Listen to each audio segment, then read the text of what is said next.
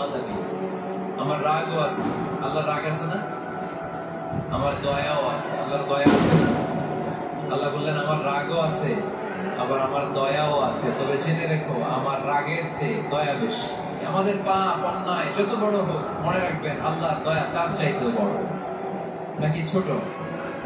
আপনি যত বড় পাপ করেন না কেন, আমাদের জন্য আল্লাহর পক্ষ থেকে দয়া আছে না নাই?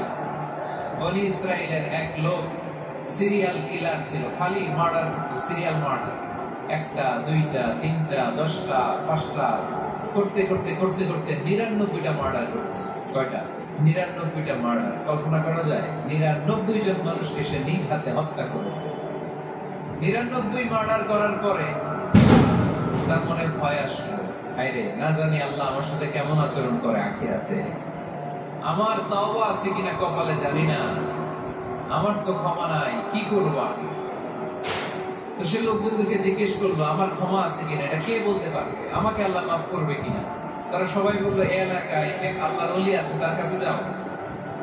সে আল্লাহর ওলির কাছে যেয়ে বলে, ও আল্লাহর ওলি, আমি 99টা হত্যা করেছি, 99টা মার্ডার, আমার কপালে ক্ষমা আছে কিনা তুমি একটু বলো। আল্লাহর ওলি তুই কি বললা?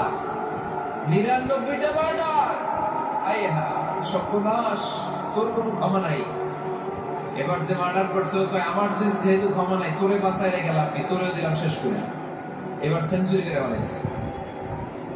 কথা বুঝতেছেন? আমার যেহেতু ক্ষমা নাই, তো তোরে বাঁচায় রেখে গেলাম, তোরেও শেষ করে দিলাম। এবার সেঞ্চুরি। সেঞ্চুরি করার পরে ভয় আসে না নাই অন্তরে? অন্তরে তো আল্লাহ ভয়। কই যাবে? খুঁজতে লাগলো কে সমাধান দিতে পারবে। একজন বললো ওই এলাকায় একজন বড় আলেম আছে, ওই আলেমের কাছে যাও। সে আলেমের কাছে যে বলে, আলেম আমি 99টা হত্যা করেছি, এখন আমার বড্ড ভয় হয়, আল্লাহ আমারে মাফ করবে কিনা, তুমি একটু আমারে বলো।